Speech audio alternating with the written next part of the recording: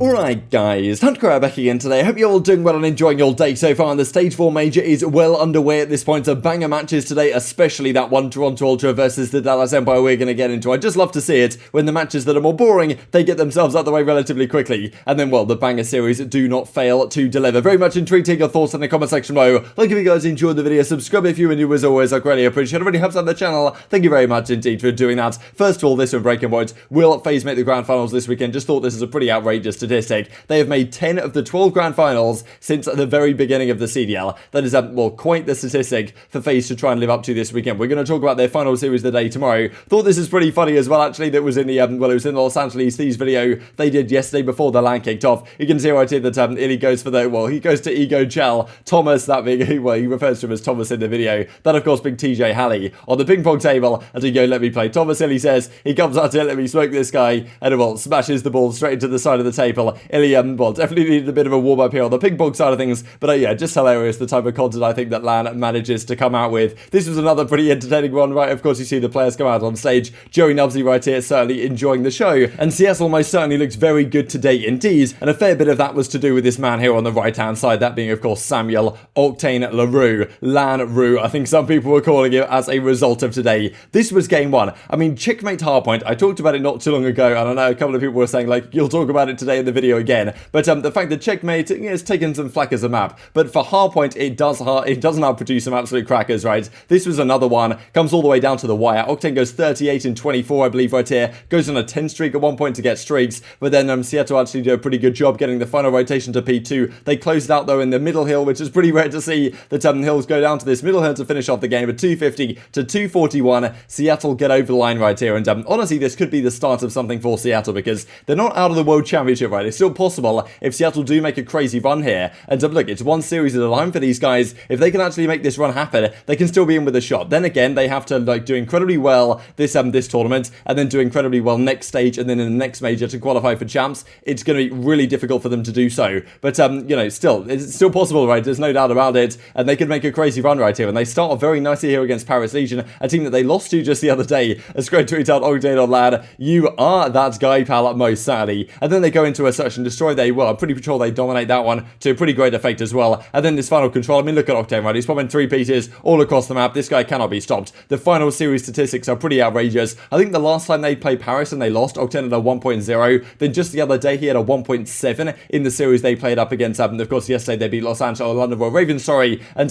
now they play Paris Legion. So people were saying, okay, the trajectory there from 1.0 to 1.7, he's going to drop a 2.4 this series. And honestly, he wasn't too far off, right? Like, he's been playing out of this world on LAN so far, and it's very exciting to see the prospect of this team. Paris Legion drop out. They did actually get 10 CDL points. I'm pretty sure that Crone corrects a little bit later, but yeah, they fall out of the tournament 9th through 10th finish, falling at 3-0 to Seattle Surge. Dominant one in the end. And look at this, right? The stats on the side of Seattle. Like, the SMG's not necessarily having to do too much. This is the really interesting thing with Seattle, right? Like, so far this season, we've seen generally the SMGs have struggled on Seattle, but you haven't got crazy production out of Octane and Gunless. Now you're getting, like, insane production out of Octane. He has a 1.6 this series. He had a 1.7 yesterday. I mean, that is just ridiculous. And, well, they're getting over the line in this series. So almost kind of doing the, I guess, the Modern Warfare-esque Sam LaRue, where he would carry super hard, and then most of the time they would still lose the series. And now he's actually carrying super hard, and they're getting over the line. So they could be a very scary prospect indeed. This is some of the statistic, right? This, of course, was yesterday's result with a 1.73 KD he had. But look at this, like the difference, I suppose, between the stage 4 general season between the LAN environment that Octane finds himself in. Cannot believe I sat at home wasting away this long. This is too fun. GG's Paris at 1-3-0, very much indeed. And this, of course, tomorrow,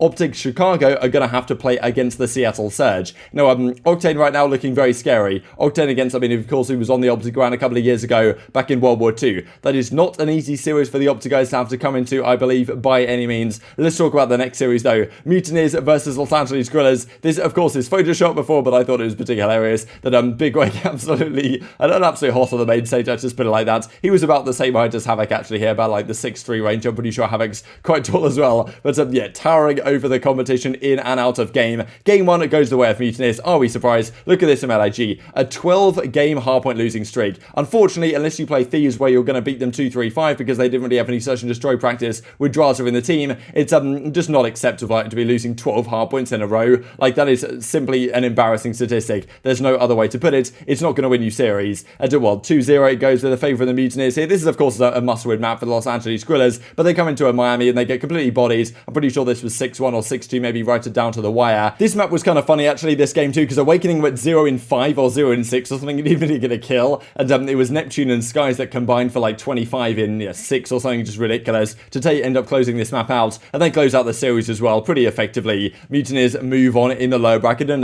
Los Angeles Grillers, as we expected, really eliminated from the tournament right here. This comes out from Octane, pretty funny, 5 retweets, and I key his car. Here's the Porsche right here on the outside of the LAN facility, I imagine, belonging of course to Crimsix, and he was up next, up against the Toronto Ultra. Yesterday, obviously great series result for the Dallas Empire. Toronto, certainly a different beast right now. Would they be the same on LAN? How much difference would it make? Dallas seem to have improved somewhat significantly as of late, and also look great on LAN, so very excited for this series, and it did not half deliver. Some honestly phenomenal stuff. This is game 1. Now, game 1, biggest storyline I believe of the day. It was just ridiculous. This is the biggest breakdown I think I've seen this entire season. There has not been a hard point that has collapsed like this. We saw not too long ago, I think it was Dallas versus London maybe actually, that a similar thing almost happened on, I think it was Garrison a hard point, but it didn't quite happen and London couldn't quite close it out. This time, Toronto do have the ice. Like, if there's any team with the composure to close out situations like this, Toronto are always that team. And Dallas looked great, like the entirety of this checkmate hard point, until right to the ends, where it all went very wrong indeed. This is how it finished off. As you can see, 247 Dallas have at this point. If you tuned in at this point, you think, okay, yeah, fair enough. They're holding P2, and they're going to find a way to close this out. But well, when you realise how far they were down, then it really becomes well, a pretty tragic defeat. Looking back on this series, you've got to think, right, the Dallas Empire looking back on how this finished out and thinking, look, if we just won that game 1,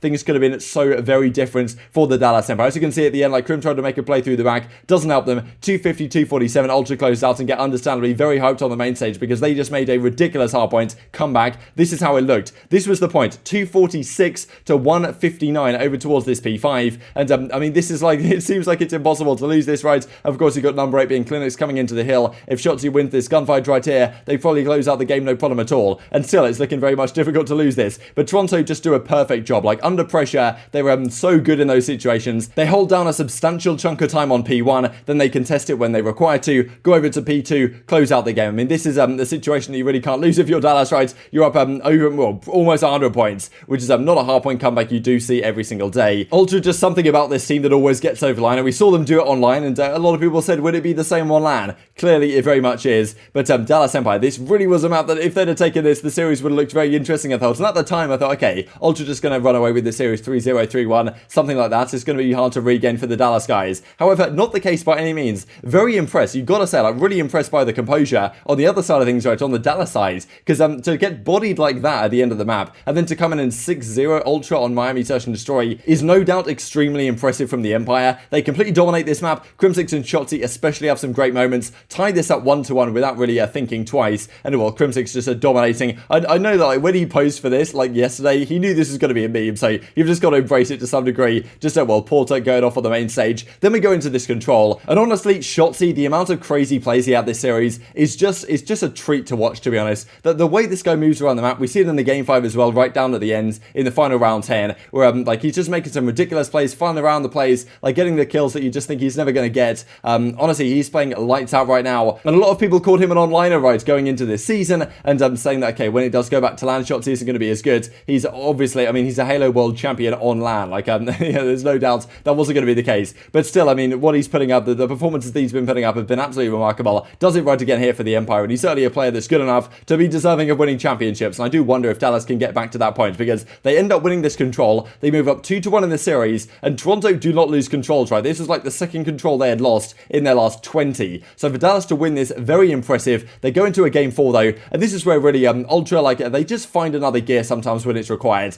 Cammy has a monster map right here, goes like a 1.6, 1.7 KD in this Apocalypse hardpoint. Everyone else is pretty much even. He completely takes over the game statistically, and again, despite Vivid having some nice moments here and there, Shotzzy, of course, looking pretty spectacular. It's 250 to 165 in the end for the guys on the Ultra, and then it goes to a game 5. This was an absolute blockbuster. I was really looking forward to this, right, because Dallas have not lost. Well, they're 8-1 in their round 11s. I thought if they can just get to round 11, we've got some exciting stuff on our hands. Ultra, however, are very good at this map. Dallas, I'm pretty sure, very poor at this map, but of course they did demolish them in the second Search and Destroy of the series, or the first Search and Destroy of the series, the game 2 of the series, so I thought maybe this could go the way of the Empire. Honestly, early on it looked like Ultra were going to get the better of them. This was a massive 1 versus 2 clutch right here here from ILLey. We haven't really seen too many moments in Search and Destroy where he really takes over and dominates. CleanX getting caught out right here like he shouldn't have done really, and maybe Cammy should have gone out and chilled right then and there to actually get the trade. Doesn't happen though. ILLey clutches up the 1 versus 2, defuses the bomb as well, and then it goes down to the wire. This was honestly ridiculous. I don't understand how Toronto do this perfectly every single time. There was a situation, it was a 3 versus 4, the Toronto guys had the advantage, and they were like, okay, they were shimming into the go A, do we go B? This I think is a perfect kind of example of what's going on right here. They pretend to go B, then they go back to A, then they go B, then they go back to A. They seem to always call it correctly every single time. They win the round as a result. They go up 5-2 in this map, and you think, okay, there's no way they throw this away. It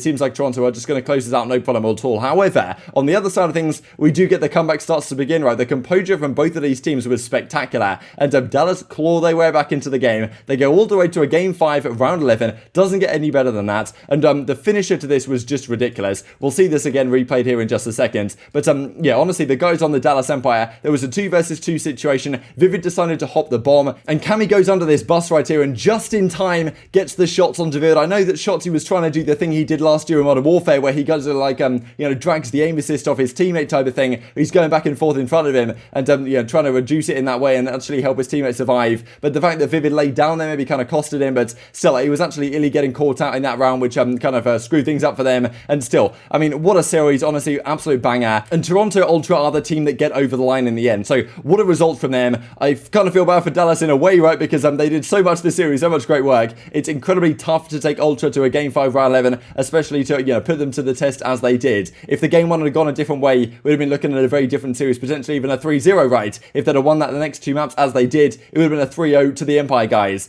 Doesn't happen though. Honestly, Toronto just got something else. They've got another gear when it's required, and I mean, this is just a ridiculous screenshot right here. Less than a second left on the fuse, and Cammy gets him. And I think Mohawk was saying as well right here, Vivid hops up standing. Like if he stands up right there instead of laying down, it'd been really hard to shoot him for Cammy underneath that bus, and probably they might end up getting the round, which is just crazy how much fine margins decide an entire series. These were the statistics on the whole. Insight, I mean, he had a great series. Cammy especially with a phenomenal one of the 1.34. Shotzzy doing his thing as he tends to do, dropping 1.2s like it is absolutely nothing. And the FaZe Rokkr series we will discuss tomorrow, but this is how the bracket breaks down. So Ultra move through to the winners finals. Subliners will play Mutineers. The winner of that plays Empire, and then of course OpTic versus Surge on the other side of the bracket. Very much intrigued to hear your thoughts on all this stuff in the comment section below. Hope you guys enjoyed the video. If you did enjoy it, I'd greatly appreciate a like on the video. Really upset the YouTube algorithm that you enjoyed this content. Other people like you may enjoy this content as well, and I've grown the competitive Call of Duty community. Thank you as always. Take care, and I will see you next time.